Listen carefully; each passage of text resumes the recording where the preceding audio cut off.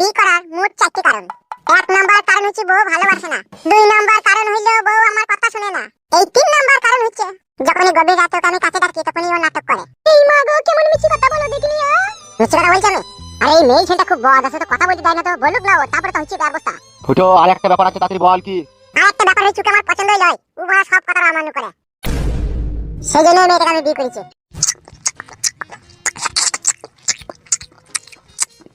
এক কামড় লেবাটা লাও। তুমি খাও, তুমি খাও।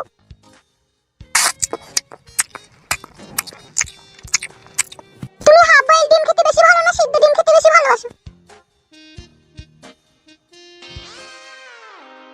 জীবনটাই আমার হাফ বয়েল, তাই সিদ্ধ ডিম খেতে আমি বেশি ভালোবাসি। আর এই সিদ্ধ ডিম খাওয়া তো ভালো, খুব উপকার। আমি তো সেটা বুঝতে পারছি গো, তুমি আমাকে কেন সিদ্ধ ডিম খাইছো আমি বুঝতে পারছি না। তুমি কি বুঝতে পারছো? ওই তো রাতের বেলায়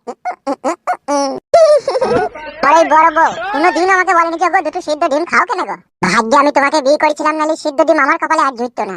আমি তোমাকে এবার পাতি হাঁসের হাফ বয়েল ডিম খাওয়াবো, দেখবে। তুমি যদি পাতি হাঁসের হাফ বয়েল ডিম আমাকে খাওয়াও, রাতের অন্ধকারে আমার অস্ত্র তো পাহাড় ফাটিয়ে ফেলবে গো বউ। সেই জন্যই তো তোমাকে খাওয়াচ্ছি। বাবারে, রাতে তো তাইলে লুটি লিবা গো বউ। বের কি আছে না? এই কেলাচোদা বলে না বউ, বড় বউয়ের মতো। তুমি বিধবা হইলেও তোমাকে আমি আয় বড় মেয়ের চোখে দেখি, এমনকি তোমাকে আমি খুব ভালোবেসে ফেলেছি। তাহলে তোমার বড় বউয়ের জন্য আর কোনো ভালোবাসা নেই তো? ওকে ভালোবাসবো আমি, তুমি ভাবলা কি করে? ওর কাছে শুলি কেমন একটা মুত মুত গন্ধ করে। আর আমার কাছে? বাবারে, সে কথা বলতে তোমার কাছে শুলি মনে হয় রজনীগন্ধা ফুলের গাদায় শুয়ে আছে, এত সেন করে। আবার হঠাৎ করে যখন ঝাপটা তুলে দি তখন আসছে গন্ধ, মনে হবে ঘর ছিঁড়ে পাল্লাই। কি বললে তুমি? আরে এখনকার কথা বলিনি, যখন তোমার ওই ঝিরি ঝিরি জল পড়ে তখনকার কথা বলছি। তখন তো সবারই করে, তখনকারটাই তো বলছি গো বউ। ওরে হারামির বাচ্চা ফুটো, তুমি বলো নাকি হারামির বাচ্চা ফুটো? না গো, আমি কেন বলবো? ওরে ফুটো, তোমার বউ এখনই গেল না এমএলএ সাহেবের কাছে, মনে হয় সেই এসে তাইলে। কি হইল বে? শুনতে পেছি না নাকি? ঘরের ভিতর থেকে বেরোবি না চুলের খাবড়ি ধরে বাইক করে আনবো বে? আমি বাড়িতে নাই রে। কি শুয়োরের বাচ্চা, তুই মিছি কথা বলছিস? এই রে বড়া, ওই বউ মাকে যত সব করছি। কি বে, বেরোবে ঘর থেকে? এই রে, কি হবে তাইলে বউ? আমি দেখবো রে। ফুটো, এমএলএ বিকাশ দত্ত সাহেব পাঠিয়েছে, তাড়াতাড়ি বেরো ঘর থেকে। তোর বড় বউ গিয়ে তোর নামে নালিশ করেছে। কে পালিশ করেছে বলছিস? পালিশ লইবে, নালিশ করেছে। আমি বাড়িতে নাই ভাই, তোরা গায়ে মারা গাছরা পালা এখান থেকে। দেখ কুত্তার বাচ্চা, তুই বাড়িতে নাই তো কথা কে বলছি বে? তাড়াতাড়ি ঘর থেকে বেরো, নালে চুলের খাবড়ি ধরে টানতে টানতে বাই করবো ঘর থেকে। আমি ঘরে নাই রে ভাই, তোরা বিশ্বাস করি না কেন বলতো? ও তুমি খেপা না কি গো? তুমি নাই তো কথা বলছো কেন কথা? তাই তো মারা ভুলে গেছে, একবার তুমি যে বলো তো বলো সে বাড়িতে নাই। বেশ ঠিক আছে, তুমি চুপ করে বসো। কই বে কুত্তাকে বিললে? কি হলো, কি এত চিল্লাচিল্লি করছেন কেন? বাবা লো, তাহলে তোমাকেই বিয়ে করেছে নাকি? চিনি তবে গে, মদ বিক্রি করতে তবে। যখন মদ বিক্রি করেছি তখন করেছি, এখন আর করি না। তোমার সাথে কথা বলতে চাই না, তোমার স্বামীকে রেখে দাও ফুটুকে। বাড়িতে নেই ও। কি মিছে কথা বে? এখনই ঘরের ভিতর থেকে বলছিল, কথা বলছিল, আর এখন বলছে বাড়িতে নাই। বাড়িতে নাই ও? কি হয়েছে তো কি বলবেন তো নাকি? এমএলএ বিকাশ দত্ত সাহেব ডেকে পাঠিয়েছে ওকে। কেন, কিসে লেগে ডেকেছে? ওর বড় বউ গিয়ে নালিশ করেছে ওর নামে, ওর নাকি দুটো বিয়ে করেছে। তো কি হয়েছে? তা বেটা ছেলে পুরুষ মানুষ দুটো বিয়ে করতেই পারে। তুমি তো এখন বল ভাই গো, তুমি বুড়ো বয়স থেকে জোয়ান বয়সে নেমে এসো, তা তুমি বলবো না? তাড়াতাড়ি ডেকে দাও ওকে। নাই ও নাই। নাই কো? এ আয় তো। চ। কেমন জোর জবরদস্তি করছি বলো দেখিনি? ফুটু, তুই যেখানে থাকিস বেরিয়ে আয়। আপনাদেরকে তো বলছি বাড়িতে নেই। এই বিধবা বয়সে ভাতার পাল্টানো মেয়ে ছিলে, আমরা নিজের কানে ওয়ার সাউন্ড শুনতে পেয়েছি, ঘর থেকে আমাদেরকে সাড়া দিছে। ছাড়া দিলে তো কই ও? খুঁজবো তো, সে তুমিও তো হামড়া কামড়ি করছো কেন? এই আসল ভেলেন বে, এই লুকিয়ে রেখেছে। ফুটু, যেখানে লুকিয়ে থাকি বেরিয়ে আয় বলছিস, যদি আমি খুঁজি বাই কইতো তুই চুলের খাবড়ি ধরে তুলবো। বাল মুকুচুদা কুতাবে তো? কই রে মারা, শালাকে দেখতেছি না এখানে। আরে শালা, তুমি ওইখানে চাঁদু বে, কত নাটক করবি তুই? ভাই তোরা মন করছিস কেন? কি হলো কি বল? এই তোর ব্যাপার কি বলতো? একবার শুচিস, একবার উঠছিস, একবার লুকুচিস। তোকে এমএলএ বিকাশ দত্ত স্যার ডাকছিস। আমি যাবো না ভাই, মারবে। বুড়ি মেয়ে ছেলেকে বিয়ে করার সময় মনে ছিল না? ভাই আমি বিয়ে করেছি, তা তোদের কি অসুবিধা হচ্ছে? তা আমাদেরকে বললে তো লাভ হবে না, এমএলএ বিকাশ দত্ত সাহেবকে বলবি। চো তাড়াতাড়ি চো ফুটু, তোর বউ কিন্তু সেরে দাঁড়িয়ে আছে, দেরি হয়ে গেছে। চো। ভাই তোদের একটা কথা বলবো? কি বলবি তো? বলছি সন্ধ্যাবেলা একটা করে তোদেরকে বাংলা মদ খাবো, তোকে এমএলএ সাহেবকে বালকা ফুটে নাই গে। বাবা চোদা, তাড়াতাড়ি চো বে, আমরা ঘুষ খাই না বে। মারবে না তো ভাই? এটা আমরা কি করে জানবো বে, মারবে না তোকে কি করবে? তুই চো, সেটা যেই দেখবি। আমি যাবো না, আমার ভয় লাগে। ও ভাই, ও যাবে না বলছি, তোমরা কেন জোর জবরদস্তি করছো বলো তো? ভয় করছি, তোমরা যাও না। এমএলএ বিকাশ দত্ত সাহেবের নাম শুনলে বাগে গরুতে এক ঘাটে জল খায়, আর সেই ব্যক্তিকে আমরা মিথ্যা কথা বললে আমাদের ধর থেকে মাথা আলাদা করে দেবে না। তুমি বেশি বকো না, ঠিক আছে? না তোমার নামে আবার কেস এফআইআর হয়ে যাবে। চো বে চো, উঠ, ইড়িবিড়ি করি না, চো। তুই যদি মারে আমরা আটকাবো, চো। সত্যি করে বলছিস তো ভাই? হ্যাঁ বে, চো। বেশ তাহলে চো।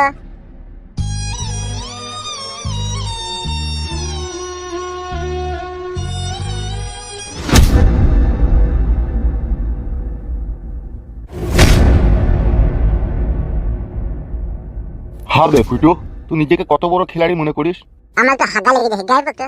সুরের বাচ্চা যেটা বলছিস তার উত্তর দেবে। শালা বইদের সারাদিন হাগা লাগে না, এই বিচারের সময় হাগা লাগা লাগবে তো। একটু ভালো করে ওকে শাসন করে দেন। এই মেয়ে ছেলে তুমি চুপ করো। ফুটো, জি জি জি বলেন এমএলএ সাহেব। বউ থাকতে আবার কেন তুই বিয়ে করলি? এই তো আমার এই বই লেগেই বিয়ে করলাম। ও তা আমার লেগে কেন তুমি বিয়ে করবে? আমি ঘরে ছিলাম তো। এখানে আমি কথা বলছি, তুমি এমন করছো কেন? মাঝে থেকে বলো দেখিনি, আর চুপ করে থাকো না। আমি বলবো এমএলএ সাহেব আমি কেন বিয়ে করলাম। অবশ্যই তুই বলবি। আমার বিয়ে করার মোট 4টি কারণ। 1 নাম্বার কারণ হচ্ছে বউ ভালোবাসে না। 2 নাম্বার কারণ হইলো বউ আমার কথা শুনে না। এই 3 নাম্বার কারণ হচ্ছে যখনই গভীর রাতে ওকে আমি কাছে ডাকি তখনই ও নাটক করে। এই মা গো কেমন মিছি কথা বলো দেখিনি। মিছি কথা বলছি আমি? আরে এই মেয়ে ছেলেটা খুব বদ আছে তো, কথা বলতে দেয় না তো, বলুক না ও, তারপরে তো হচ্ছে ব্যবস্থা। ফুটো, আর একটা ব্যাপার আছে, তাড়াতাড়ি বল কি? আর একটা ব্যাপার হচ্ছে ওকে আমার পছন্দই নয়, ও বড় সব কথা অমান্য করে। সেই জন্য মেয়েটাকে আমি বিয়ে করেছি। তুই তো দুটো বিয়ে করে ঘোর অপরাধ করে ফেলেছিস বে। কেন কি কি ঘর অপরাধ করলাম? তুই নতুন বউকে দেখছিস তুই রানীর চোখে, আর পুরনো বউটাকে দেখছিস তুই চাকরানির চোখে। এখানেই তো তুই ঘোর অপরাধ করছিস। এমএলএ সাহেব ও যাকে বিয়ে করে এনেছে তাকে বাড়ি থেকে পালাইতে বলেন। হ্যালো হ্যাঁ সস্তা নাকি, তাই পালাবো আমি? পালাইতে হইলে তুই পালা, আমি কেন পালাবো? আরে বাবা, এখানে একটা বিচার হচ্ছে, তোমরা মেয়ে ছেলেরা অমন করছো কেন? তাই না বটে, বড় তোমরা চুপ করে থাকো না, কি বলছি শুনি না। কত ইরিবিরি করো কেন তোমরা? বে দেদি টাকা বড় ভাই কি বলছি শুন। জি বলেন এমএলএ বিকাশ দত্ত সাহেব বলেন।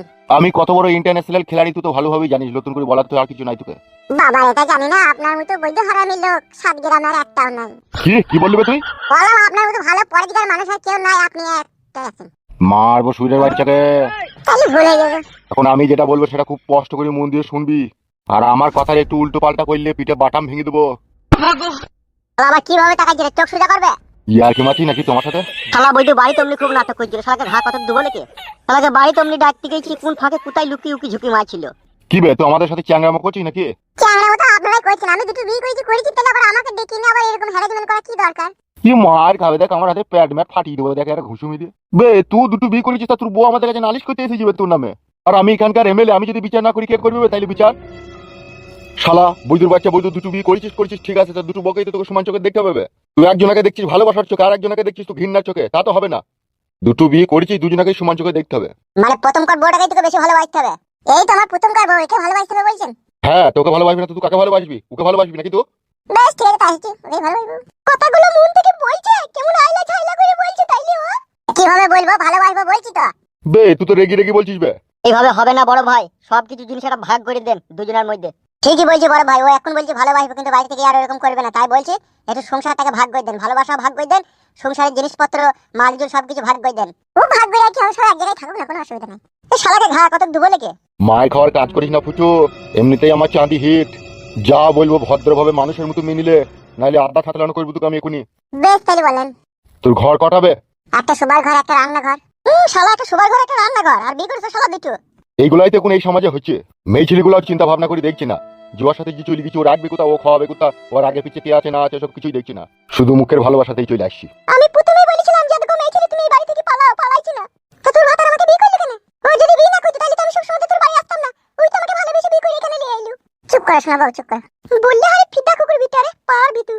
তাই না বটে তো এই শালা, এক বইয়ের সামনে আর এক বউকে শোনাবো বলছিস, তাহলে তোর এই বউটা রাগ হবে না? হবে পাটা, বুদ্ধি কবে হবে বে তোর? বুদ্ধি নাই বলি তাই কি আমার এই দুর্দশা?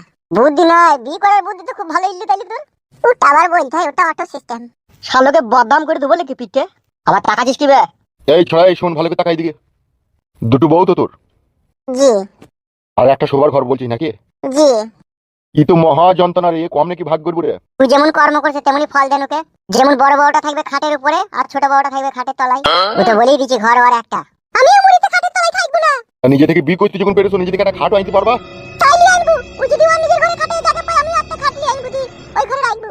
তাও ভালো হবে, নিচেটা নামতে হবে না, এই খাট থেকে ওই খাট ডেঙিয়ে ডেঙিয়ে যাবো। ভুলে গেছে।